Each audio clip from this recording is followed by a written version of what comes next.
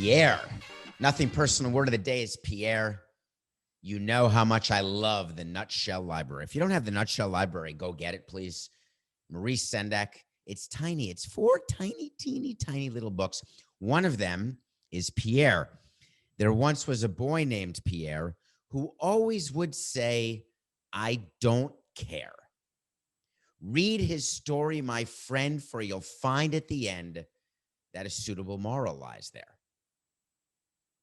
Pierre didn't care. Who's Pierre?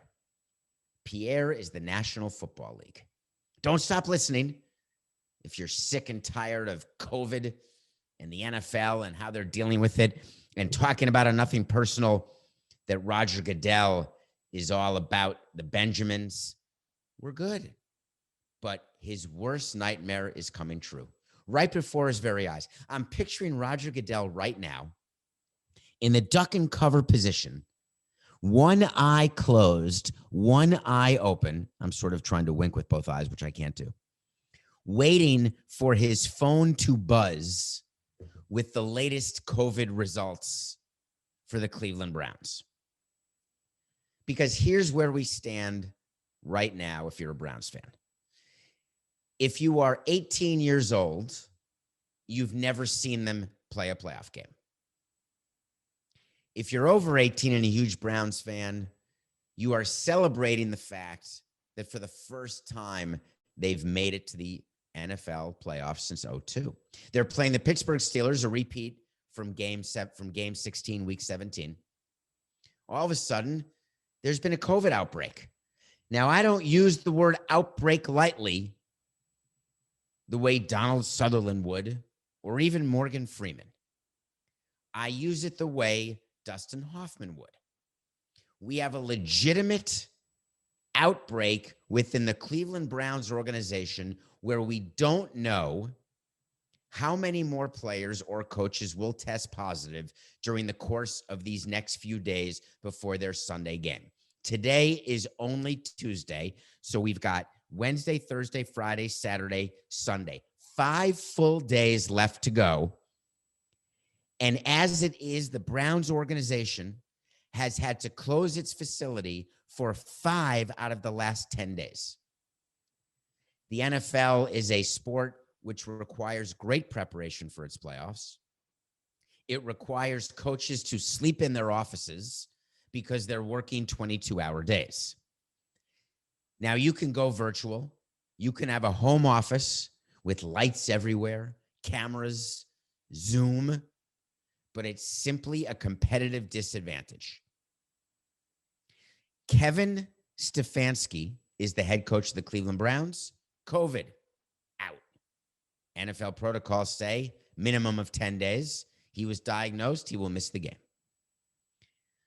Their long-standing Pro Bowl offensive lineman, he's their left guard, out. COVID. Tight ends coach, defensive backs coach, they're all gone. They won't be there. The special teams coordinator will be the head coach for an NFL playoff game this Sunday night, the final game of the wild card weekend, which, by the way, I cannot wait. Back-to-back triple headers. Game on. But Roger Goodell, his new name is Pierre. Because when asked whether this would have an impact on the schedule, whether there'd be even a chance to postpone the game, the NFL and Goodell said no. Now, the reason why they said no was the same reason why they pushed forward to finishing the season in 17 weeks and not adding an 18th week. It's the same reason why they don't want to move the Super Bowl by a week or 2 weeks. It's the same reason why the NFL said you have a bigger practice squad. You will play whichever players are available, and we will have reckless disregard toward any level of competitive integrity. We've had a word of the day, competitive integrity, I think. Coca, I don't know if Coca's around. He was so pissed that I was using Pierre as a word of the day. He lost that one. He wins like 51% of our pre-show discussions, which, by the way, is way more than one would think. But this one, he sort of said, what is wrong with you and your Maurice Sendak obsession? Well, it's just that it is so perfectly exemplifying that, which is not even an expression. You can't perfectly exemplify. That's what it should be. It so perfectly exemplifies what the NFL is that it's just like Maurice knew what was going on. So here's what I would do instead. I would say that I want to hear Roger Goodell, not a spokesman. I want to hear him take the microphone and say, we are very aware of what's happening in Cleveland. We know through the course of the season that the virus is not spread through on-field contact. We have told the players and the organizations to act accordingly, knowing that we're not delaying games, knowing we're not postponing games, knowing we're not forfeiting games, knowing, as Ziegler said in Moulin Rouge, the show must go on. So for all the Cleveland fans out there, get out there and do your best Sunday. But why don't you listen to Mike Tomlin and what he had to say about the Browns situation? Run it, Coca.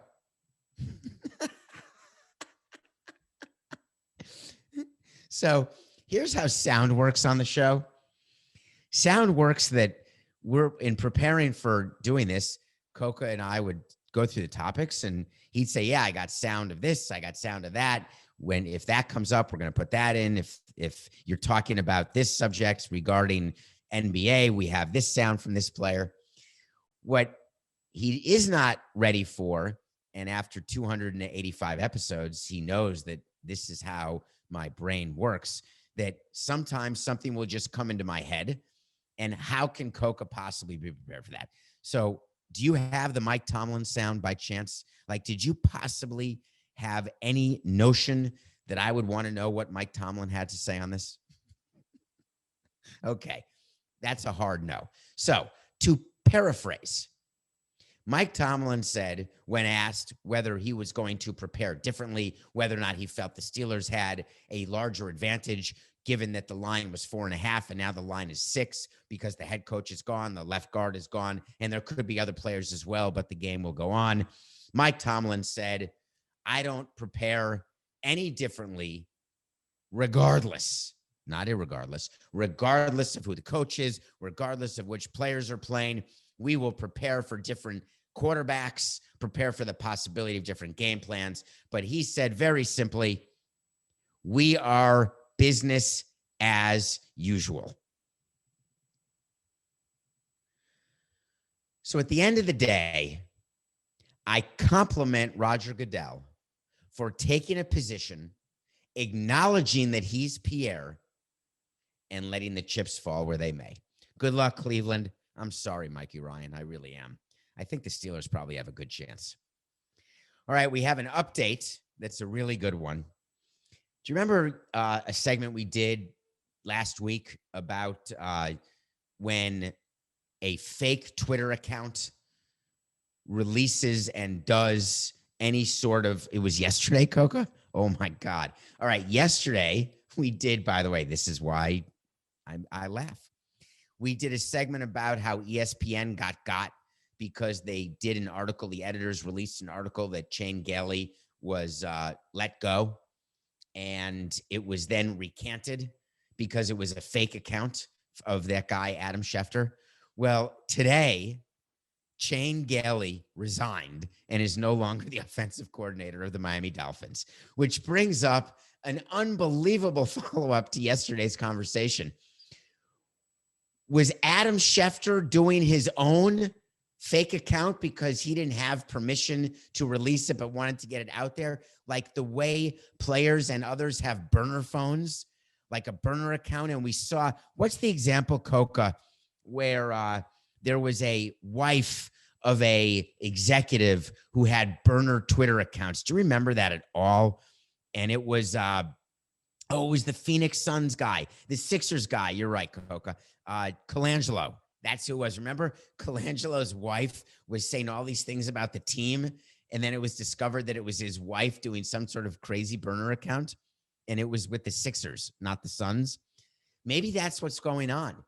maybe what went wrong is that ESPN went with the story too early, and the NFL and the Dolphins got furious because they hadn't yet told Gailey that he was being let go, and they didn't want him to learn about it via text message or via tweet. Who would ever want to learn about the end of their career via tweet or text message? It's totally insane. Or the other possibility is Steve Ross, the owner of the Dolphins, and Brian Flores, the coach of the Dolphins, had no intention of getting rid of Gailey. I'm forgetting what his first name is right now and how to say it. Mr. Gailey. And then they read the fake account, read the article, and said, boom, I got a perfect idea. I think we should get rid of him. By the way, that didn't happen. The way it actually works with coordinators, just like it works with first base, third base, hitting, and pitching coaches, is that those decisions are made before the end of the season. Whether the Dolphins made the playoffs by sneaking in backdoor with the Jaguars' victory, or whether they made it in through the front door with by beating the whoever they played, the Buffalo Bills, they had an idea what they were doing. So Chan and Shan, maybe, is that how to say it, Coca? Channel. It's amazing. I mean, we couldn't prepare for this because, like Jackie Chan. Thank you. Chan Gailey. So, by the way, that was perfectly put. So that was both on the document. It's Chan Samson. Damn it. What? Okay. No, don't talk that loudly. So obviously we put the show together and this just happened. This is breaking news that he's gone. So I'm just saying it's going to come out what happened in spun by the Dolphins, but the way I'm telling you, they knew very well. And by the way, could you replay yesterday's show? Did we not say yesterday that if he ends up being fired or resigning, that in fact it was just too early for ESPN to break it, or it was a mistake with Adam, but that the decision was been made and some time will pass? I think we may have talked about that yesterday. If not, we meant to and pretend we did. We did. Because there's no way that Chan read all the articles and said, that's it, I'm done. I don't want to do this anymore. And there's no way he did something acute overnight, because that's the other way that there'd be a change of mind when you weren't going to fire someone and then you do fire someone and you're okay with their job responsibility, but then they do something acute that requires an immediate firing, whether it be something illegal or whether it be something like he had sex with Steve Ross's wife, like something acute like that, which would cause an immediate firing. That would have nothing to do with the article that came out yesterday that he was fired, then he wasn't fired. But I'm going to say that's highly unlikely. Jackie Chan Gailey has resigned. Maybe it's to spend more time with his family. That's what everyone says when they resign. All right, Coco, who's making money today? You know what I want? I want to talk to Samson. Yes, you do. I appreciate when you want to talk to me. You go on Twitter at David P. Samson and say, hey, I want to ask you a question. Hi, David. Hello. I wave like this, by the way. If you're watching this on YouTube, the Nothing Personal channel, the way I wave has been made fun of by people, and I don't get it.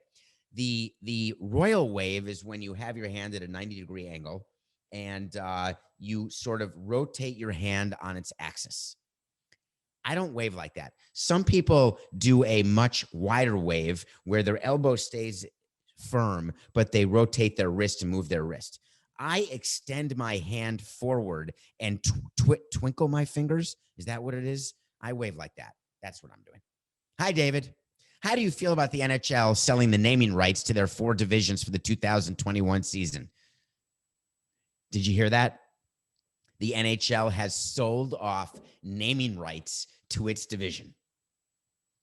It's no longer the NHL North Division, which is, by the way, all the Canadian teams, because the Canadian teams can't cross the border and the U.S. teams can't cross the border into Canada. So therefore, what the NHL did is redid their entire divisional structure into a Northwest, East, and Central division, which I think are the 4 directions. North, East, West, South. Sorry. So Central is not a direction. So it's now the Scotia North Division, the Honda NHL West Division, the Discover NHL Central Division, and the Mass Mutual NHL East Division. right now, everywhere, people are running out and getting Discover cards because they love their teams in the Central. I know for a fact that people on the West Coast are right now putting pause on the show and going to buy a Honda. And you can bet your buttocks that in Canada, they're saying, boom, I'm switching to Scotiabank. Why'd the NHL do this? Why wouldn't they do it? What took them so long? I have zero issue at all with companies selling whatever anyone is willing to buy. So here's how I'd like you to think about it. You're walking down the street and you are holding a television. And someone says to you, hey, where are you going with that television? And you say, I'm going to bring it to my apartment. And they say, I will buy that television for $1,000 right now. And you say, well, that's my television and it's not for sale. And they say, no problem, I will pay $2,000 for your television. And you know that you can keep walking, stop at the electronics store, replace the television that you were exactly carrying for $1,000, which means that someone just gave you an extra $1,000 just for S's and G's. Is that television for sale? Yes, it is. We've talked about Indecent Proposal. Everybody and everything is always for sale. It's just a matter of price. Do you know why the divisions were not named prior to this year? Because the NHL and other sports had said, you know what? We're cool. We don't want to sell out. We don't want our fans to think that we're trying to raise as much revenue as possible. I'm just curious for NASCAR fans out there, were you despondent when you were born and you looked at race car drivers and they had ads all over their jumpsuits? Did it upset you when you watched the NHL and ads were put around the rinks? Are you upset when you watch the NFL and they go to commercial break? No, you fully understand because you would do the same thing. The NHL is a league in chaos. They are trying to negotiate a new TV deal. Their deal with NBC runs out. They are the ugly stepchild of broadcast deals, and they are finally trying to get an actual rights fee deal that would put them in like 20th place out of the four major North American sports.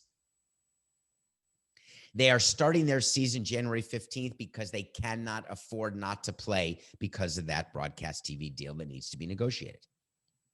There are not fans in the stands, and certainly not in the numbers that are needed for the NHL to potentially break even, forget making money. So it is up to Gary Bettman and the rest of the NHL to figure out how to close that gap. And the way to close that gap is to sell anything that anyone will buy. Now, I've got a separate view, which is I don't need a gap for that. I just need a buyer. I'm not sure that I can possibly be clear enough to you that it is the responsibility of every commissioner. That is his job, to increase the asset value of his teams and to increase the amount of cash distributed to those teams every year. That's his job. That's his only job. All the other stuff, the private planes, all the other exciting times you get to meet the media and get to sign autographs, that is ancillary crap. Two jobs. They claim diversity and all the other stuff and all the initiatives and community and all the great stuff they're doing. Two jobs. Increase the value of each team and get more money into the hands of the owners of each of the teams. The NHL will say to you, we made this decision because of COVID. We are trying now to narrow the gap that exists because of this pandemic. What they really should be saying is, we held out as long as we could, and we got four companies to put a little bit of new money in, and we sold the name of our divisions for an amount of money that we never would have dreamt we would have sold them for. That, my friends, is the cologne of desperation. Walking down the street with your $1,000 TV and getting an extra $1,000, that's the cologne of victory and profit. The clone of desperation is when you value a property and you sell it at a discount because you're desperate for money. It's like a liquidation sale. That's what the NHL did with its divisions. Major League Baseball, on the other hand, will not do that with its uniforms or with its helmets or with its divisions. The NFL will not do that. The NBA, who does have jersey sponsorships, those were not sold at a discount. So how do I feel? In conclusion, is that what took them so long?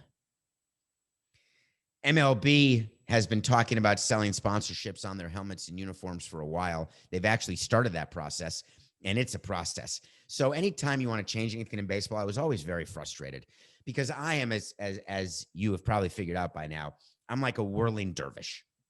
When I have a thought in my head and a way to maximize revenue or to cut expenses, I am doing it. Part of my legal background is that I'm able to process the ripple effect of a decision. I'm able to look at the value of something.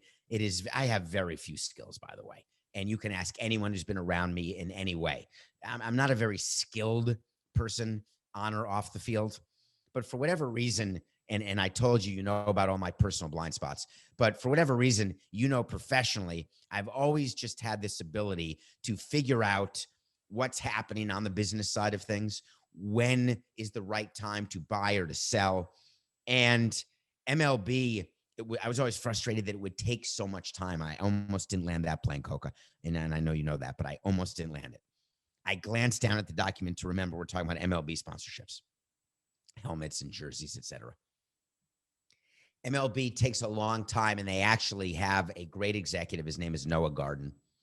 And he is in charge of sales, for lack of a better word. He probably has a much more sophisticated title, but that's what he does. He does league-wide sales. And he said, this is something we want to do, but there's a long runway for these types of things. That's an expression. When people say runway, that is, picture an airplane runway and how long they are, because a plane needs to get momentum to take off. Having a long runway for something means a lot of work needs to be done before this can happen. So what's going to happen is that that MLB is going to value what their helmet decals or sponsorship sales will be. And they would have to figure out what the price is, then go to companies, then get the price. And then there's an issue with the players union, by the way, when you're doing that. So you're talking about something that's going to happen, but not right now in 2021. So as a matter of fact, this is a perfect wait to see, given that the NHL has now named its divisions and people assume that the world's going to collapse, but it's not. I'm going to say wait to see, Coca. MLB is definitely going to have sponsors on its uniforms and sponsors on its helmets. Definitely. And I'm going to say that it will start in 2022. Is that too long a wait to see, Coca? Can we do that? So we'll do it in the negative, which is wait to see. MLB will not have sponsors on its jerseys for the 2021 season. And then the second wait to see is they will have it for the 2022 season. Caveat, whenever the 22 season starts, if there's a work stoppage. I mean, just think about the money. You know that it was a huge deal when logos were put on the jerseys. Do you remember when Under Armour was going to do a deal with MLB? They did a huge deal to sponsor and the jerseys, not to be a sponsor, but to be the oh God, Coca. What's the word when you make something? Cars make these things. Manufacturers. Thank you, Coca. Under Armour had a deal to manufacture jerseys, and they were going to put the Under Armour logo on it. They actually couldn't do it because Under Armour is a company, overextended themselves, and they had to back out of all these deals. So Nike took over. That's why you see Nike swoosh on the jerseys. New Era, the cap company, wanted their logo on all of the caps in Major League Baseball. So they paid in excess of 9 figures, right? It's well over $100 million deal. That's 9, 7, 8 zeros and a 1. And they did that because they realized that they get team by team, all team league sponsorship rights. What is going on with general jersey and helmet decals, that is team by team. So just a quick side note here. Let's talk about revenue sharing very quickly. In baseball, when you have a national deal like the Nike deal for the jerseys or the New Era deal for the caps, that money is split 30 ways evenly. But the companies who pay for that, when they're deciding how much to pay, they know it's worth way more to put a Nike swoosh on a Yankee jersey than to put it on a Marlins jersey. But at the end of the day, the Marlins and Yankees share that equally. But when the Yankees can sell a jersey sponsorship that is unique to the Yankees, they will get a factor of 10 higher than what the Marlins will get when they sell their jersey sales. So let's say that a local New York company, call it Chase Bank, let's say Chase wants its name on the jerseys in New York. That's going to be a $15 million a year sponsorship. When the Marlins get, I don't know who they could get, because in my experience in Miami, there's no local company who'd want to do anything like that. But let's just say Pepsi, that's going to almost be a throw-in, maybe an additional $1 million. Maybe that's $1 million deal for the Marlins at best. That money, million to the Marlins, 15 million to the Yankees, those teams keep that money. However, the Yankees then have more revenue, which means they pay more revenue sharing. So the actual math, if you're still following this, Coca, is that for teams that have more revenue and have to give money away in revenue sharing, for every dollar of revenue that they get, they give away 33 cents to the poor teams. So when you get someone to give you $1, you keep 66 cents and you give away 33 cents. You got that, Coca? So for a $15 million jersey deal, the Yankees actually get $10 million to sign James McCann, and they give away $5 million to the rest of the other revenue sharing recipients. That's rough math. And yes, I know James McCann was signed for $10 million by the Mets. All right, we're going to come back. Jamie Foxx has a new movie out, and it's streaming, and it's really good. We're also going to get to the fact that the Utah Jazz lost by 172 points when we chose them to win last night. And the NBA is doing something that fits in perfectly with this show. We'll be right back. Welcome back to Nothing Personal. Today is January 6th, 2021. It is Wednesday, January 6th. I may have actually said that it's Tuesday earlier in the show, but I should know that it's Wednesday because it's Coca's favorite day of the week. Do we have any music for this, Coca? Can you play some music for what day today is? Do you have any handy? What music would you play? It's Pizza Wednesday. Coca eats pizza every Wednesday and then texts me a picture of him eating the pizza. And then I look at it, I laugh, and then I delete it. And I had to change my setting because when he would text it to me, the photos that were texted would automatically be saved in my photo roll. So every once in a while, I've got like these, every week, I've got these pictures of Coca eating pizza. Anyway, welcome back. Today's Wednesday. Thanks for making it through the gauntlet of commercials. Thank you. And we've got a movie because we watch movies every single day. There's a new movie out called Soul. You know from my top 100 list that Inside Out is in my top 100. That's a Pixar movie. Soul is a Pixar movie that stars the voice of Jamie Foxx, the voice of Tina Fey, the voice of Graham Norton. It is about a man who is lost. And I don't mean directionally. I mean spiritually. I mean his soul. That's why it's called Soul. It's not, hey, you've got soul. It's literally, it means the soul, your soul. People say my soul hurts. I don't quite get what that means. Is that like something you can take ibuprofen for? Notice how we didn't give any credit to a company that doesn't sponsor us, Coca? That is the generic name. Like, is it something you can like take a pain reliever for, a pain reducer? No, when you have a lost soul, the expression is, hey, he's a lost soul, meaning he's unhappy, meaning he can't find his way, he can't navigate life, meaning he's uncomfortable in his or her, their own skin, meaning that he's just lost. It's not like the born again, I was lost.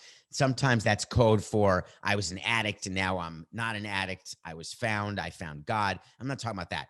A lost soul to me is someone who just hasn't yet found the rhythm of life. And this movie is about a man finding the rhythm of his life. And that pun was intended. There's jazz, there's humor, there's emotion, there's sadness, there's brilliance. If you haven't seen Soul yet, I would strongly encourage you to do it, but go in knowing that Jamie Foxx in real life, just watch the movie and love it. Okay, next. What do you want to do, Coca? Given that Jackie Chan Gailey resigned, we're a little off here. I think we should cover this right now. So I'm going to do it. I just want to get this over about the correction. There is a correction to be made. We had a slight problem yesterday. We were talking about the NCAA, and we were talking about corrections, by the way, where we said, when there's a mistake I make, please just tell me and I'll fix it. I referred to Dan Gavitt when we were talking about the NCAA basketball tournament and the fact that it was all going to be played in Indiana this year, which is pretty exciting. The entire March Madness tournament in one city, in one metropolitan area. I said Dan Gavitt is the head of the NCAA. Well, I was quickly corrected after the show. Thank you to whoever did that Mark Emmert is actually the head of the NCAA. Dan Gavitt, son of Dave Gavitt, the first commissioner of the Big East Conference, by the way. Dan Gavitt is the senior VP of basketball for the NCAA. Sorry, Mark, but I appreciate that you reached out to correct me. Okay, nothing personal, pick of the day.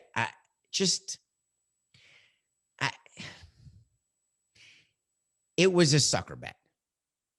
We had the Jazz -4 against the Durantless Nets. We had Kyrie Irving having to take full responsibility for his team, and he did. The Nets crushed the Jazz, and we are now 0-2 this season, which is not really the position I want to be in. But Kyrie Irving chose to be a superstar. He was. I said it was a sucker bet, so maybe you all took the Nets, in which case you understand what fading sucker bets means. But let's talk about what we're doing over the next 3 days of this week on Nothing Personal with these picks, because I cannot tell you enough times how excited I am for the weekend. It used to be the best weekend of the year was NFL wildcard weekend. Double headers each day. And I would always do the math. And after the first half of the first game, I would always say, hey, this is only what it's like to be after the first quarter, because there were 4 games that were playoff games. Now there are 3 games Saturday and 3 games Sunday. That means after the first full game Saturday at 1 o'clock, it's like not even the end of the first quarter of a game. That's the math of it. How excited are you? I'm watching every single game. It's the best weekend of the year. The NFL expanded the playoffs. Only one team from each conference has a bye. That's the Green Bay Packers in the NFC. That's the Kansas City Chiefs in the AFC. Everybody else has to play. So 2 versus 7, 3 versus 6, 4 versus 5. Those are the games. They're going to be good games. The AFC matchups are much better. So for the next 3 days, we are going to pick every one of the 6 games. 2 per day for 3 days. Let's start, and we're going to do it in order. The first game of the weekend is between the Buffalo Bills and the Indianapolis Colts. The Buffalo Bills, with Josh Allen as their quarterback, are incredibly hard to stop on offense, which is why the over-under is 51.5, which is why at such a high number, everyone's going under, which is why I'm going over. Bills Colts over 51.5. It will be a shootout at the OK Corral. Enjoy that game. The second game is the Seahawks. They are favored by 4 points over the Rams. Sean McVay, the Wunderkid coach of the Los Angeles Rams. Remember, after he got to the Super Bowl, I don't think they won it, Coca, right? They just got to the Super Bowl. He got a huge contract. They signed Ryan Gosling to that huge deal at quarterback. And at the end of the day, now, as they're in the playoffs, the coach said they do not know whether they're going to play Gosling or whether they're going to play whoever else is their other quarterback, Coco's name. I can't say that I've forgotten because there's zero chance I've ever known it. And that's how far the Rams have fallen. And it's not because of lack of performance. It's injury, and he hurt his thumb, Goff did, and et cetera, et cetera. To make a long story short, I'm taking the Seahawks. And I'm not taking the Seahawks -4 because I like the Seahawks. I don't actually.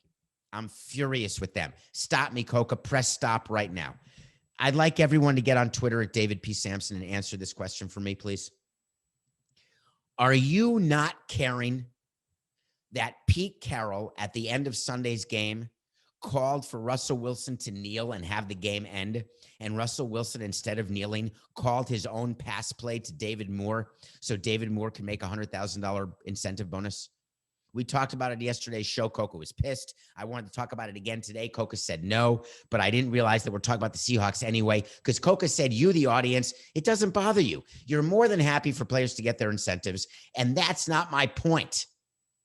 When a coach calls in a play, you've got to execute the play. If not, you have been empowered to the point that you are not good for your team or for your organization. Am I saying Russell Wilson is not good for the Seahawks? You're goddamn right I am. Yeah, that's right, Coca. Keep doing it. He's in my ear going, wah, wah, wah, wah, wah. Okay, Coca, you want to keep going? Put it in all caps. Scream it. Look, I'm not listening. I'm not listening. I'm not listening.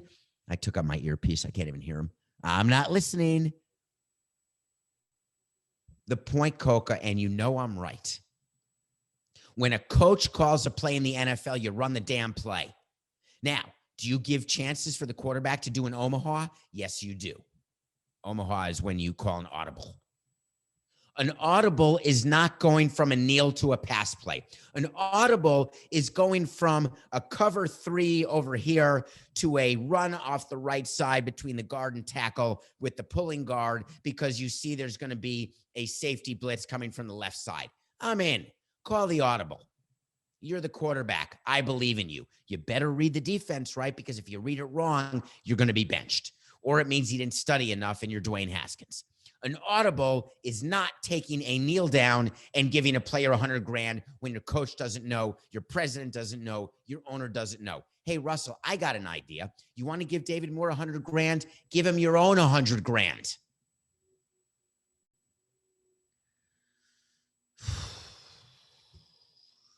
I know this whole discussion was inaudible. It wasn't really inaudible, actually, Coca. I apologize. Coca's pissed right now. He's not going to resign, but he's pissed. And the reason he's pissed is that this is not me disrespecting you, Matt. It's really not. I just understand that you didn't think that this was a topic. And it's not that you were not interested in it, which you weren't. It's also that you thought no one else was. Okay. All right. Now, by the way, Coca, you're totally right, and I'll give you credit for this. One of the ways to avoid this entire issue, to make sure I never talk about it again, is to not put incentives in contracts at all. But if you listen to a show that we did last week about these incentives, it must have been after last week. It must have been this week sometime. These incentives are both makeable and unmakeable. And incentives are part of a contract when there's injuries involved, when there are players that you want to just give a little extra to if they do something extraordinary. But when a player is getting close to an incentive level and it doesn't matter, teams do tell the players to stop. Now, by the way, I've had people on Twitter say, no, that's not the position I want to be in. And it's all you, Samson. You're a management hack. You're trying to take money away from players. It's not about that, folks. It's not me being pro-management and anti-player. It's me just saying, let's pretend you're the owner of something. Let's pretend you're the owner of your house. Let's pretend that you give an allowance to your child. And the allowance for your child is based on the following. You give them $10 a week. But if they do the dishes, they get an extra $1 a day that they do the dishes. So on a Friday, the last day of the week, your spouse does the dishes. The kitchen is perfectly clean. Your child goes in, who was offered the right to do the dishes, had turned it down because he didn't care, wanted to go play video games, purposefully pours dirt on dishes and then does them and says, I want the $1. Okay. I'm just about done. How did I lose you, Coca? Just tell me how I lost you. That is what happened in Seattle. The game was over. The player was not going to get his incentive. And Russell Wilson changed it so the game wasn't over, so the player could get his incentive. That's the same thing as a child saying the week's over. I'm not going to get my dishwashing incentive, but I know what to do. I'm going to create dirty dishes so I can clean them and get the incentive. That's what Russell Wilson did. Do you get it? Do you get it now? Whatever.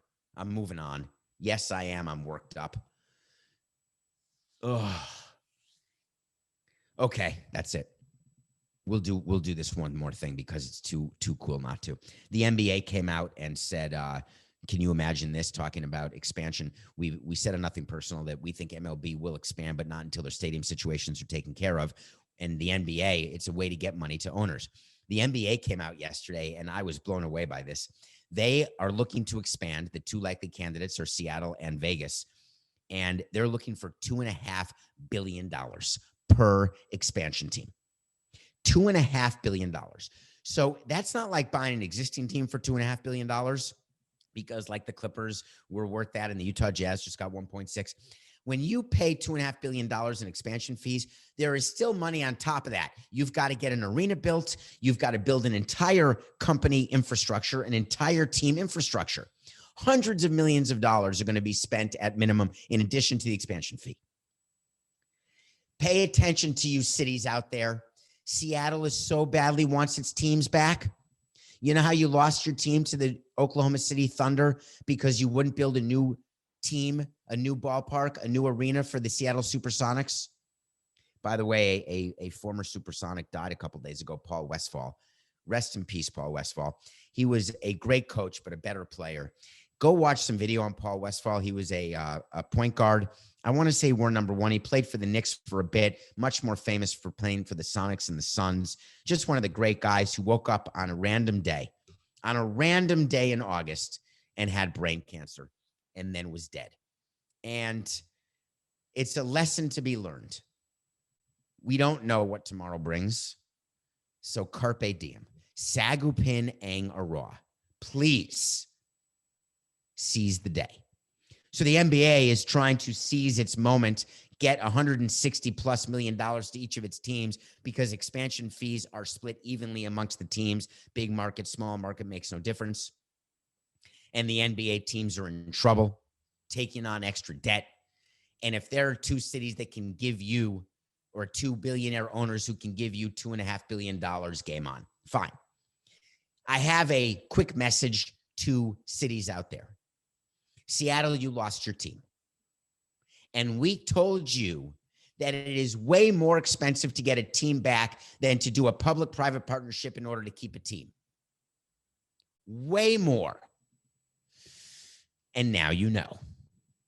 Because if you think that a billionaire like the guy who runs Starbucks or any of the other hugely Microsoft, whatever wealthy guys you want in Seattle or in the Pacific Northwest are going to spend $2.5 billion on a team, you may be right.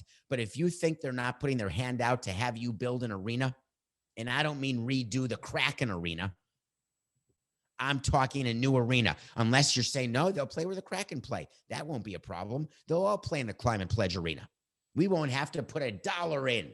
Seattle's saying, we did it right. You want to bet? Did you spend any money to get the hockey expansion in Seattle? I'm just asking for a friend. I guess it's true that you could say that Amazon. Hold on, I have an Amazon package delivery coming, Coco. Hold on. Yeah, it's John again. I know my Amazon delivery guy now. Is that bad? Is that normal? I think it really is. And it's not that I don't want to support small business. I just want the ease and convenience. That's anyway. So the NBA is going to do this expansion. It's not a question. Vegas wants a basketball team. It makes sense to share an arena with a basketball team and a hockey team. I get it. There's no doubt that the price has gone up since Seattle Kraken had to pay $650 to just the NHL. There's no doubt that the NBA thinks it can get that $2.5 billion price. There's no doubt they will get that $2.5 billion price. The question is when. The question is, will they be able to do it in time to deal with all of the increased leverage that these NBA teams have? And then if COVID and the vaccine works and there's a recovery, will they still want to do the expansion? Because here's the economic trade. You get $166 million for expansion if you're an owner, but then every year forward, all national revenue is split 32 ways instead of 30. That's a math equation. Do you want money now, or do you want more money spread over years? Well, from a business standpoint, running a team, I would say this. Let's worry about tomorrow. Get me the money now. It's just business, plain and simple. I'm sorry, Seattle. It's nothing personal.